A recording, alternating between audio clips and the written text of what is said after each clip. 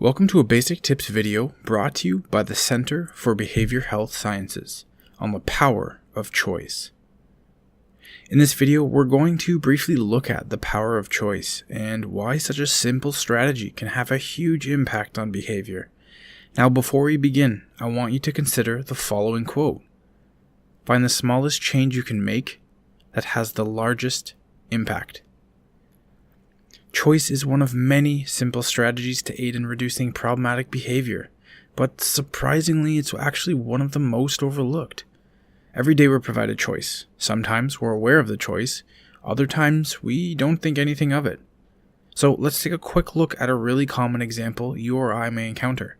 You're out to dinner with some friends. The waiter seats you down and hands out the menus. May I get you something to drink? The waiter asks. You say, I'll have a water, please. That's a choice. As you browse the menu, you begin deciding what you're hungry for. You flip through, making decisions, and eventually, the waiter brings back your water. Are you all ready to order now?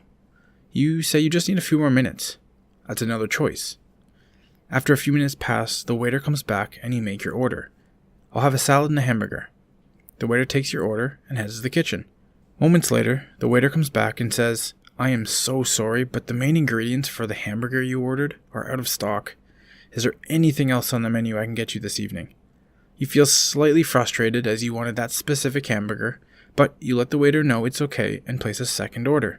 That's another choice. In this common example, there were a bunch of different choices you made. Some were subtle, while others were denied. The main point to focus on here, though, is that you were able to decide what you wanted, and the waiter, despite denying one choice, was able to fulfill your decisions. If, however, the waiter was unable to provide you your choices, you may have gotten frustrated and left the restaurant. Now, when we work with a vulnerable individual and we see a deficit in decision making, we typically choose for them. Because of this, the individual may increase in frustration and or anger as they are not accessing their preferred item or activity, and an increase in problematic behavior may occur. So what exactly does this mean? Well, let's take a look at a morning routine. Everyone follows a schedule to some degree. The area for improvement is to allow the individual to make a choice throughout their day or within a specific routine. So a common morning routine may look something like this. Wake up, go to washroom, have breakfast, brush teeth, get dressed, go to school, go to work, or go to day program. Now, in a lot of cases, we as mediators just apply our own schedule to the individual's routine. And as a result of this, the individual may exhibit challenging or, you guessed it, problematic behaviors.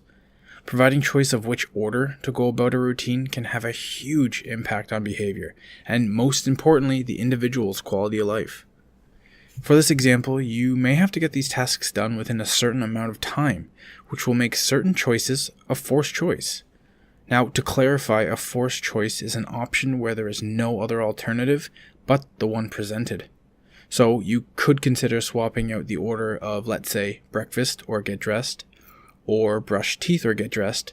As these activities must be completed, you're just now allowing the individual the opportunity to choose which order to complete them. This helps begin the first steps in allowing the individual control over their morning routine. Now, to take it a step further and really enhance the power of choice, within the very activity of getting dressed, let's say, provide choice as to what two shirts to wear, or different styles of pants. So, for example, red shirt or green shirt, jeans or shorts, hat or no hat, white socks or black socks, long sleeve shirt or sweater. I think you get what I'm saying. There are just so many available opportunities to allow an individual to make their own decisions. The idea in this example is to allow the individual to have a say in their routine and guide it based on their decisions.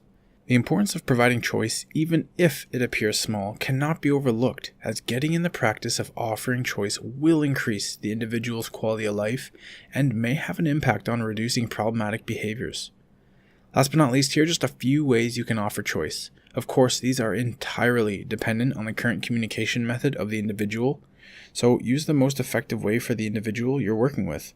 You can use small icons with an image for each choice, placing 2 of these icons in front of them and ask, brush teeth or get dressed.